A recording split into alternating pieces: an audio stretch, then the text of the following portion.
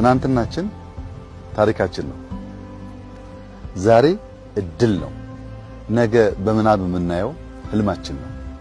ይሄን ኢማጂኔሽን ሚሞሪና ኦፖርቹኒቲን ደምሮ የያዘ ቦታ ነው። እነዚህን ነገሮች ደምሮ በመያዙ እጅግ የተዋበና ያማረ ነገር እናያለን። እንግዲህ ሁላችሁም እንደምታውቁት የዛሬ 500 ዓመት ገደማ ወይም ከዚያ በፊት አፄ ሱስንዮስ የነበሩበት መናገሻ ነው። ቤተ መንግስትም ነበረ።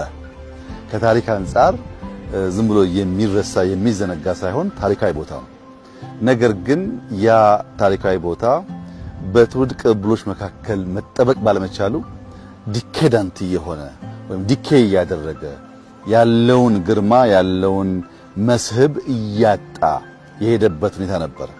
ያ ዲኬዳንት ያደረገውን ነገር ሪበርዝ እንዲያደርግ ዳግም እንዲወለድ የሬኔሳንስ የምንለውን ዳግም መፈጠርን ዳግም መታደስን ወደ ነበረበት ክብር መመለስ ብቻ ሳይሆን ልቆ መታየትን ያሳየንበት ቦታ ነው።